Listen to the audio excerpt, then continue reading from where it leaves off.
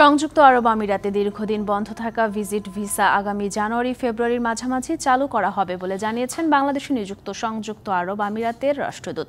তবে দুবাইয়ে এক সংবর্ধনা অনুষ্ঠানে এ বিষয়ে সবাইকে কিছুটা ধৈর্য ধরার আহ্বান জানান তিনি।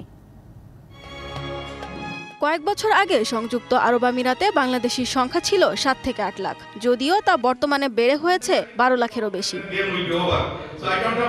কিন্তু বাংলাদেশ সহ বেশ কিছু দেশের জন্য আমিরাতে বেশ কয়েক বছর ধরে বন্ধ রয়েছে ভিজিট ভিসা। তবে খুব শিগগিরই আগামী বছরের জানুয়ারি থেকে ফেব্রুয়ারির মাঝামাঝি সময়ে বাংলাদেশিদের জন্য দূর হচ্ছে এই সংকট। দুবাইতে প্রবাসী বাংলাদেশিদের উদ্যোগে রাষ্ট্রদূত হিসেবে নিয়োগ পাওয়া মুশফিকুল ফজল আনসারীকে দেয়া এক সংবর্ধনা অনুষ্ঠানে একথা জানান বাংলাদেশে নিযুক্ত আরব আমিরাতের রাষ্ট্রদূত আব্দুল্লাহ আলী আব্দুল্লাহ খাসপি আল আহমুদি।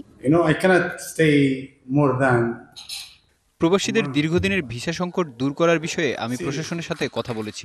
বাংলাদেশ সহ বেশ কিছু দেশের প্রবাসীদের কথা মাথায় রেখেই ভিসা সংকট দূর করার উদ্যোগ নিয়েছি। আগামী জানুয়ারি-ফেব্রুয়ারির মধ্যেই এই সমস্যার সমাধান করতে পারব বলে আমি আশাবাদী।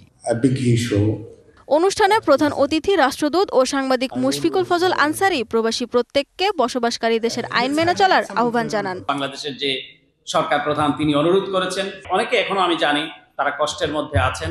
আমরা আশা করছি যে এই কষ্টের অবসান ঘটবে। জানুয়ারি অথবা ফেব্রুয়ারির দিকেই বোধহয় তারা এই ভিসাটি চালু করবেন। DBC news desk.